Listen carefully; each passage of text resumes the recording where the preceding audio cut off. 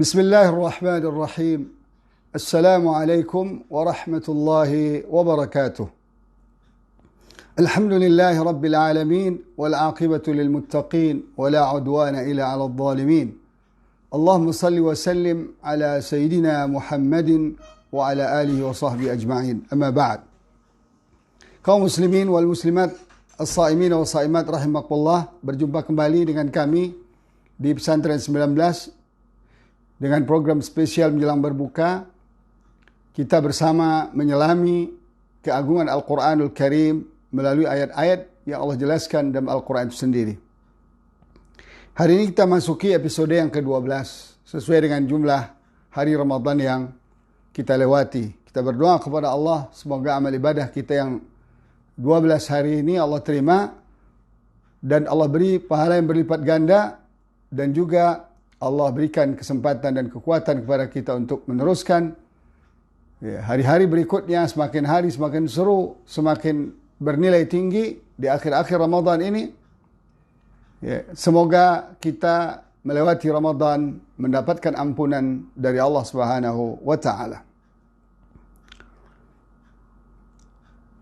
Sore ini kita akan bahas nama Al-Quran yang menjelaskan fungsinya, yaitu ayatum bayyinat. Jadi ada dua kata, ada ayat, ada bayyinat. Dalam Al-Quran surat Yunus ayat 15, Allah menjelaskan, A'udzubillahi minasyaitonir rajim. Wa idza tutla 'alaihim ayatuna bayyinatin qala alladhina la yarjuna liqa'ana a'ti biqur'anin ghairi hadha aw baddilhu qul ma yakunu li an ubaddilahu min tilqa'i nafsi in attabi'u illa ma yuha ilayya inni akhafu in asaitu rabbi adhaba yawmin azim.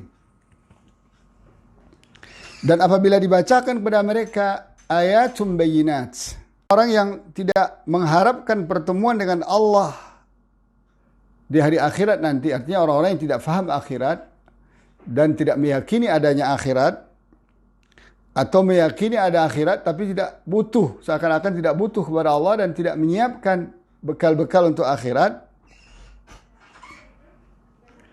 mereka berkata, coba datangkan Quran selain ini. Nah, ini kan sesuatu yang menarik nih. Mereka nggak percaya pada Quran yang diturunkan ini, tapi minta Quran yang lain. Au badil, atau ganti dengan yang baru, dengan yang lain. Ini kan satu permintaan yang, maaf ya, yang tidak logis kan. Apa bedanya nanti kalau Allah turunkan Al-Quran ini, nanti diganti dengan Quran itu? Seperti Allah katakan, ma nansakh min ayatin aw nunsiha na'ti bi khairin minha aw mithliha. Kami lupakan dalam fikiran, dalam hafalan Rasulullah SAW. Na'ti bi khairin minha. Kami bisa datang lebih baik dari itu. Yang ini aja sudah luar biasa, nggak bisa diterima. Masih minta yang lain dan diganti. Nah ini kadang-kadang memang kita lihat, maaf ya, orang-orang yang tidak menggunakan Al-Quran, orang-orang yang anti kepada Al-Quran, orang-orang yang resisten pada Al-Quran, cara berpikirnya tidak logik. Begitu orang-orang yang anti kepada ajaran-ajaran Nabi sebelumnya. Coba lihat, ya, ketika Ibrahim alaihissalam misalnya ya, mengatakan kepada Raja Namrud, raja penguasa zalim di zaman dia, bahwa Tuhan dia Allah Ta'ala yang menghidupkan dan mematikan. Lalu Namrud mengatakan, saya juga bisa menghidupkan dan mematikan. Loh, mana mungkin? Ternyata nggak paham apa yang dimaksudkan dengan menghidupkan, matikan. Menghidupkan tadi dari nol, dihidupkan, diciptakan, kemudian nanti dimatikan lagi. Lalu apa yang dilakukan oleh Namrud sehingga dia nggak mau kalah argumentasi dengan Ibrahim? Dia katakan apa? Ana uhyi wa umit. Saya juga bisa mematikan, menghidupkan, matikan. Loh, gimana caranya? Ternyata dia ambil dipanggil dua orang, yang satu dia bunuh, itu katanya mematikan. Yang kedua dilepaskan, tidak dibunuh, artinya menghidupkan. Kan enggak. Itu kan jaka sembung naik ojek itu, enggak nyambung, Jack. Sama sekali enggak nyambung itu. Tapi Nabi Ibrahim alaihissalam dengan sabar. Ya, dia faham bahwa logika penguasa-penguasa yang zalim, orang-orang yang zalim, orang-orang yang jauh dari bimbingan wahyu, termasuk bapaknya sendiri, itu kan nyambung. Rendah sekali logikanya.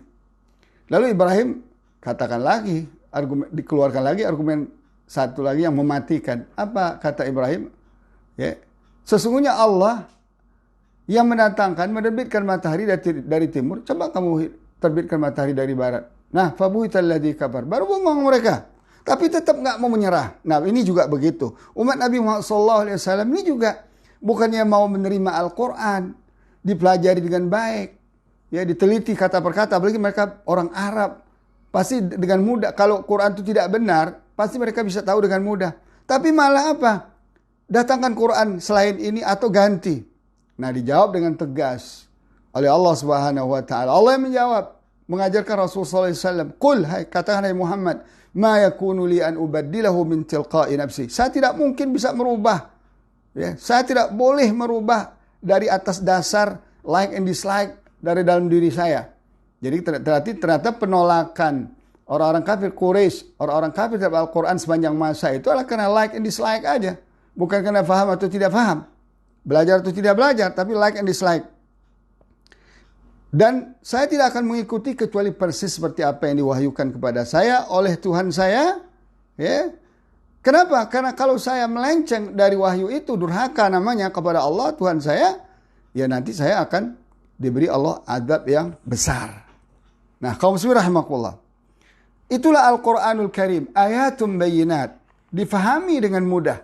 Lalu bagaimana? Ya, lebih dalam lagi kita menyelami ayatum bayinat ini. Seperti biasa kita akan menukil beberapa ayat Al-Quran terkait dengan kata-kata yang kita bahas.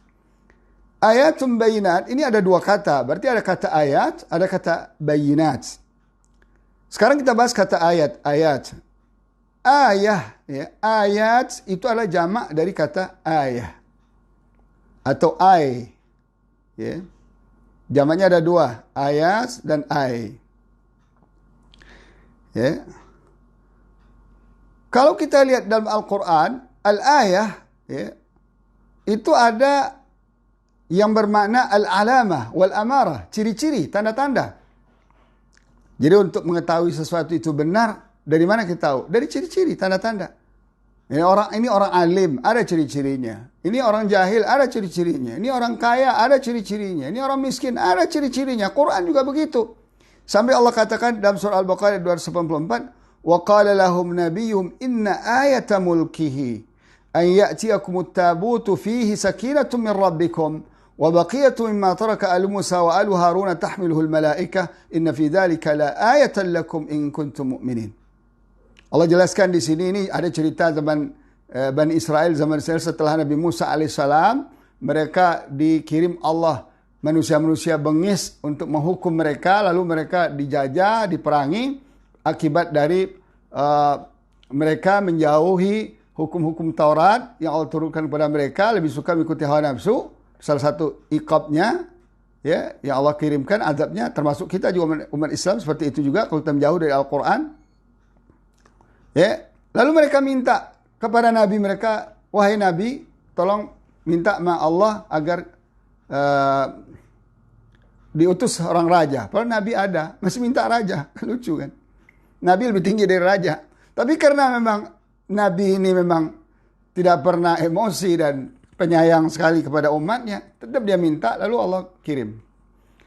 Allah kabulkan doanya. Ternyata Nabi raja yang dikirim itu bernama Talut. Ya. Nah, dipersoalkan. Kenapa? Talut ini ternyata bukan dari kalangan orang kaya. Didebat lagi mereka. Kenapa dikirim Talut sebagai raja kami? Padahal dia bukanlah orang yang punya harta. Standarnya materialistik banget. Seperti sekarang ini, pemimpin itu harus kaya gitu. Kalau nggak kaya nggak bakal dapet.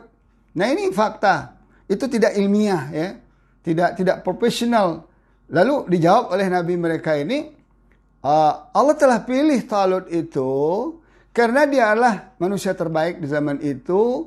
Allah berikan kehebatan dalam dua hal kepada Talut yang tidak dimiliki oleh orang lain. Itu apa? Basatan fil ilmi wal jism. Keluasan ilmu dan kehebatan fisik.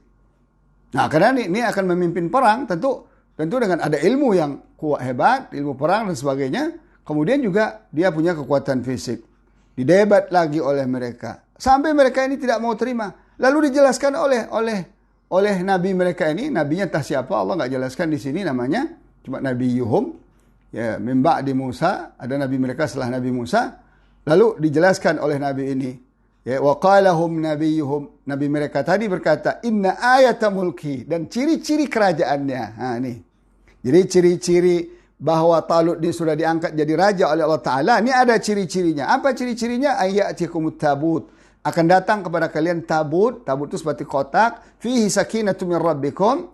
Di dalamnya ada ketenangan untuk kalian. Wa baqiyatu mimma taraka al Musa wa alu Haruna tahmil malaka. Itu sisa dari Taurat yang peninggalan Musa dan Harun yang dulu dia dibawa oleh malaikat ke langit. Orang diturunkan lagi.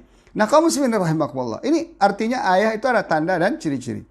Kemudian ayah juga dengan makna ibrah, pelajaran.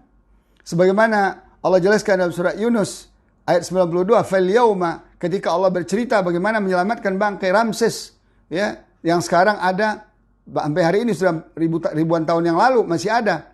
Apa kata Allah? Fal yauma nunajjika bi badanika litakuna liman khalfaka ayah. Pada hari ini, ya, kami selamatkan bangkaimu agar menjadi ibrah, jadi pelajaran bagi orang yang datang setelah kamu. Makanya Allah dengan hikmah Allah Ta'ala, bangkai Fir'aun ini yang menyiksa umat Nabi Musa ini, yang mengejar-kejar Nabi Musa dan Harun untuk dibunuh ini, Allah selamatkan bangkai dengan cara apa? Allah tenggelamkan ke laut. Sebab kalau Allah matikan, Allah hancurkan di padang pasir, pasti bangkainya nggak bisa dilihat. Karena pasti makan serigala, dimakan burung elang, dan sebagainya. Nah, ini salah satu mukjizat Al-Quranul Karim dalam bentuk saintifik yang menyebabkan Maurice Bucaille yang sudah kita bahas beberapa pertemuan yang lalu masuk Islam. Nah, kaum muslimin rahimakumullah, ini makna ibrah. Yang kedua ada juga bermakna al-mu'jizah. Mukjizat. Mukjizat itu apa? Yang melemahkan manusia, yang manusia tidak mungkin bisa berbuat seperti itu. Itu namanya mu'jizat. Mu'jizat dari kalimat a'jaza, yu'jizu, mu'jiz. Maka Al-Quran itu mu'jiz, melemahkan manusia, dan manusia tidak akan mungkin bisa berbuat seperti apa yang diperbuat oleh Al-Quran. Seperti yang dikatakan oleh Al-Quranul Karim. Seperti Allah jelaskan, ya, dalam surat Al-Mu'minun ayat 50, وَجَعَلْنَا ابْنَ مَرْيَمَ وَأُمَّهُ آيَةً. Dan kami jadikan ibnu Maryam, yaitu Isa alaihissalam, dan ibunya Isa alaihissalam, itu Maryam, ayah, sebagai mukjizat. Bagaimana tidak dikatakan mukjizat? Bahwa Isa Allah lahirkan Isa dari rahim Maryam al-Batul, Maryam yang bersih, suci diri, tidak pernah menyimpang hidupnya tanpa melalui proses biasa, proses hubungan badan antara suami dan istri. Artinya tanpa ayah. Nah, ini juga sebagai ayat Allah. Artinya apa? Sebagai mukjizat. Kaum muslimin rahimakumullah. Ya. Ini yang juga Allah katakan, ya, ada juga ayat itu bermakna ayat Al-Quran itu sendiri. Ayat Al-Quran itu sendiri. Seperti Allah katakan, "Ma nansakh min ayatin aw nunsiha na'ti bi khairin minha aw mithliha. Alam ta'lam anna Allah ala kulli syai'in qadir." Kami tidak menghapus satu ayat, itu Al-Quran, atau melupakannya untuk tidak diingat lagi oleh Nabi Muhammad SAW, kecuali kami datangkan lebih baik darinya atau sepertinya. Tidakkah kalian tahu bahwa Allah Maha Kuasa atas segala sesuatu? Nah, oleh karena itu, ini beberapa makna ayat dalam Al-Quran. Bisa maknanya ayat Al-Quran itu sendiri, bisa maknanya mukjizat, bisa maknanya pelajaran, bisa maknanya tanda-tanda dan sebagainya. Terdapat dalam Al-Quran kata ayah yang bersifat mufrad, singular itu, ya, dalam bentuk nakirah. Nakirah itu umum, ada 44 kali. Sedangkan al-ayat, jamaknya, dalam bentuk ma'rifah, itu terdapat sebanyak 128 kali. Nah, sekarang kita ke makna bayinat. Kata bayinat ini memang kata Arab yang sejak dahulu dipakai. Dan dia dibuat mu'annas. Bayinah ini mu'annas. Artinya, karena ada mu'annas, ada muzakkar. Yang berarti apa? Al-hujjatul wadihah. Argumentasi yang jelas. Wal bayyinah, dan fakta-fakta ilmiah. Nah, bisa dalam bentuk sejarah, bisa dalam bentuk ilmiah saintifik, bisa dalam bentuk hukum. Jadi itu ilmiah, ya. La tatatallabu tafsir. Dan tidak perlu lagi ditafsirkan. Udah nggak perlu dijelaskan lagi, nggak perlu diuraikan lagi. Ya, seperti apa? Qul huwallahu ahad. Mana apa pula yang perlu diuraikan? Qul huwallahu ahad. Qul ya al-kafirun la a'budu ma ta'budun wa la antum a'buduna ma a'bud. Itu nggak perlu diuraikan lagi. nggak perlu tafsirkan lagi. Makanya zaman dulu tafsir itu pendek aja. Paling menjelaskan kata-kata yang sedikit agak rumit, yang mungkin yang asing, atau yang mungkin kata-kata yang mustarak, yang punya lebih dari dua makna. Tapi kemana makna siyaqul kalimah, ya konteksnya kemana, itu dijelaskan oleh para ulama kita. Jadi bayinat itu adalah jamak dari bayinah.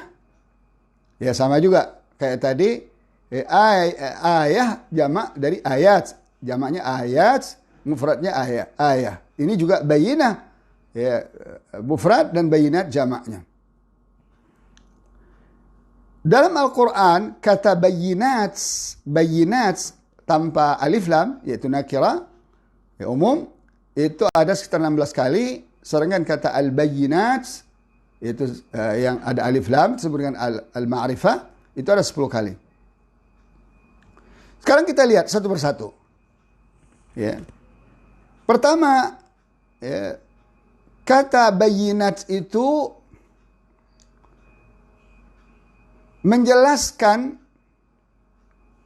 ya, hal-hal yang pernah ada dalam kitab-kitab terdahulu seperti Taurat dan Injil, dan apa-apa saja penyimpangan-penyimpangan yang ada di dalamnya.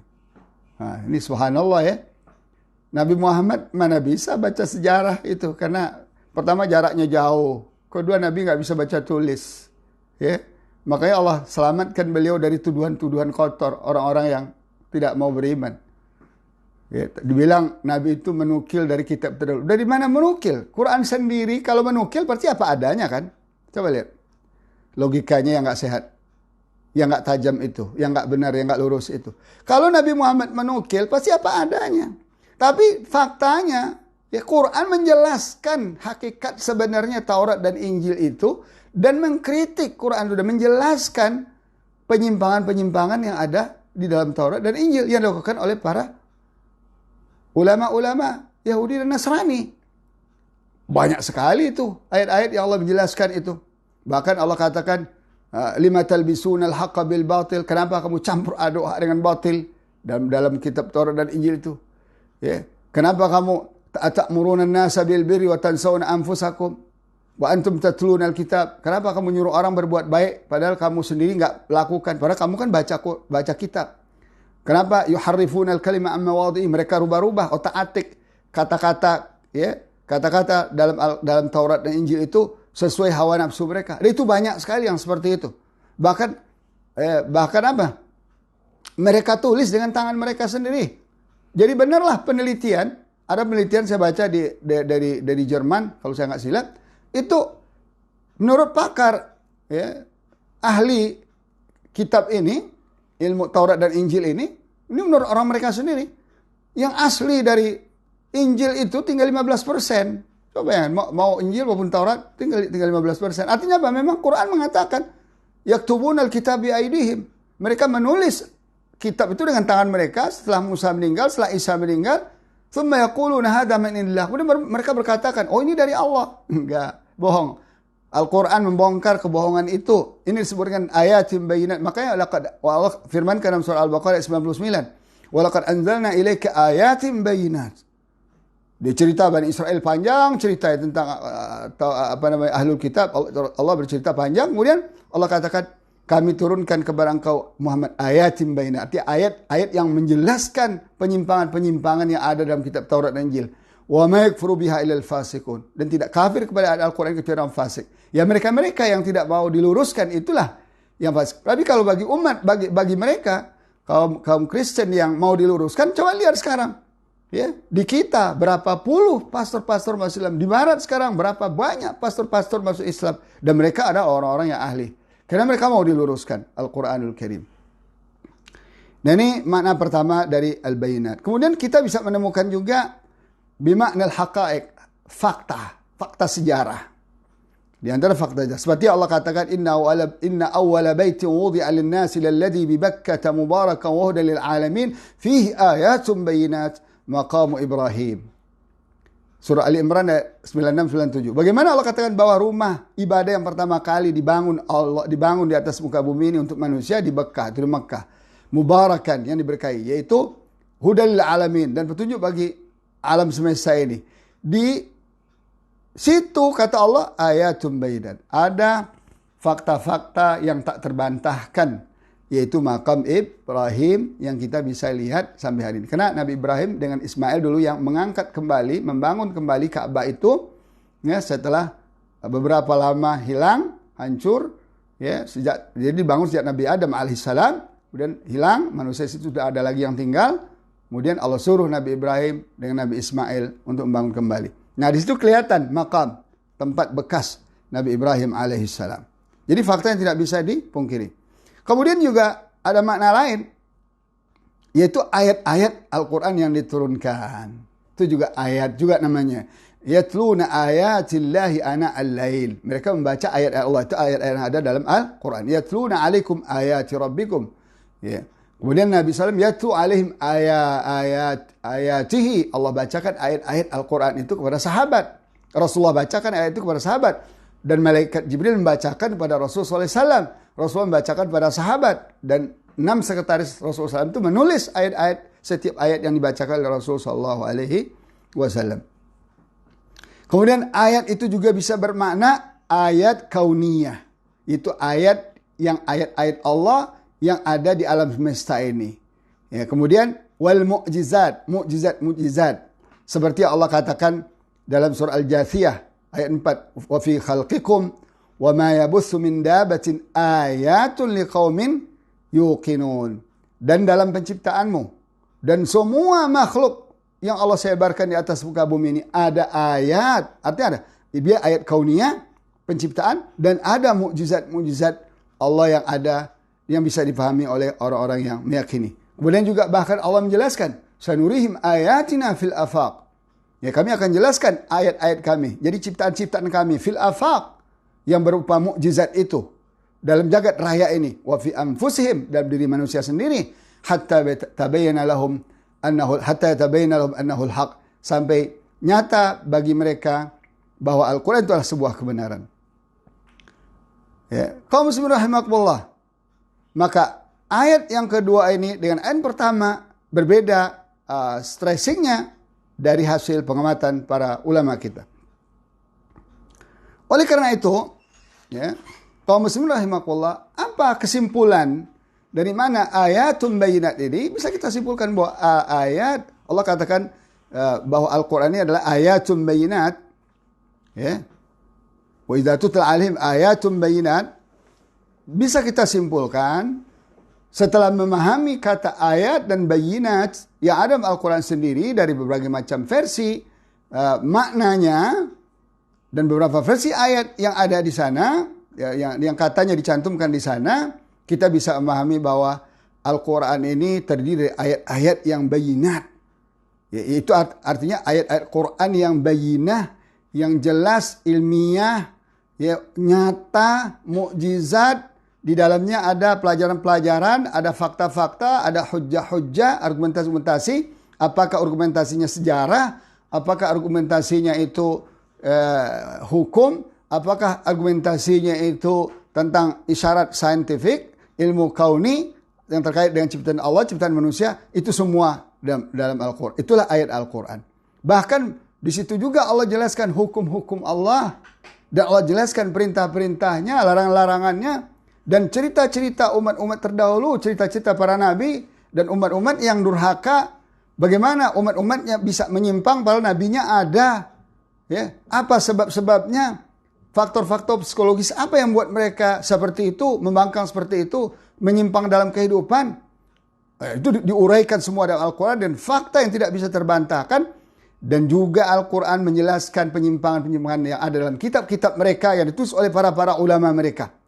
Dan bahkan macam-macam bentuk-bentuk azab, hukuman-hukuman yang Allah turunkan di dunia ini, dan bagaimana nasib mereka di akhirat nanti, itu juga Allah jelaskan dalam Al-Quran. Jadi Masya Allah ya, oleh karena itu mustahil kita, ya, bahkan seluruh manusia di dunia ini untuk menemukan celah dan kelemahan-kelemahan Al-Quranul Karim.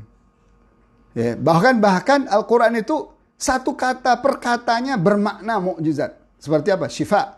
Quran itu obat. Nanti akan kita jelaskan. Dan ada fakta-fakta ilmiah bagaimana Quran itu obat.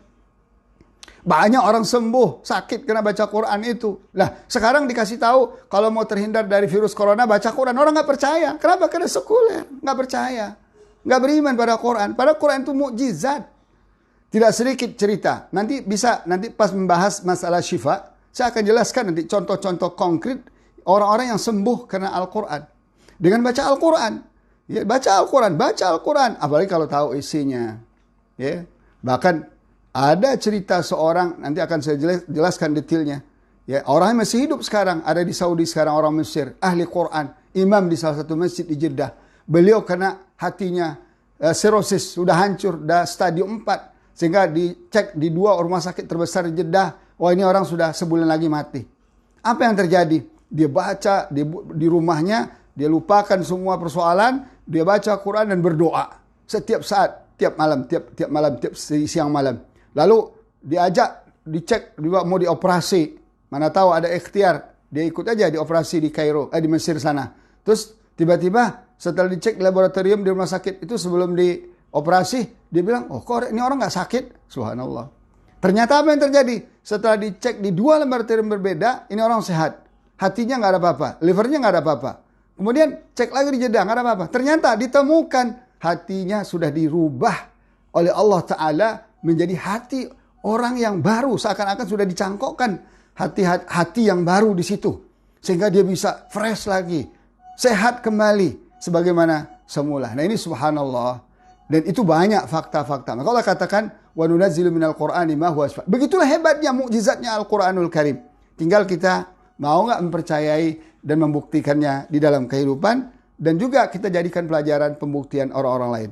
Kaum muslimin rahimakumullah. Terakhir, sebagaimana biasa, kita akan mengutip ungkapan orang-orang bijak, orang-orang pintar, orang yang jauh lebih hebat ilmunya dari kita, jauh lebih dahulu hidupnya dari kita. Percaturan pemikiran mereka, ilmu pengetahuan mereka luar biasa. Pada hari ini kita akan kutip ucapan Edward Gibbon. Beliau ini sejarawan Inggris dan pendidik. Edward Gibbon FRS adalah seorang sejarawan, penulis dan anggota parlemen Inggris. Karya paling berpengaruhnya adalah Sejarah Kemunduran dan Keruntuhan Kekaisaran Romawi. Itu beliau tulis yang diterbitkan dalam 6 jilid. Subhanallah, ini saya kutip dari Wikipedia.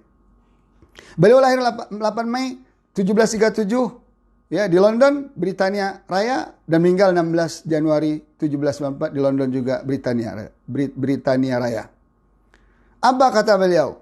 Negara-negara di antara Sungai Gangga, maksudnya di India sana, subkontinen India, Pakistan, Bangladesh, Samudra Atlantik, ya, mengakui Al-Quran sebagai ruh kehidupan pada konstitusi dan syariah.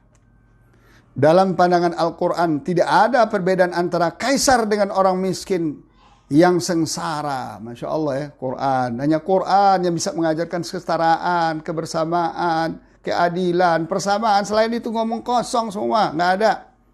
Al-Quran telah menetapkan prinsip yang demikian, unik di dunia ini.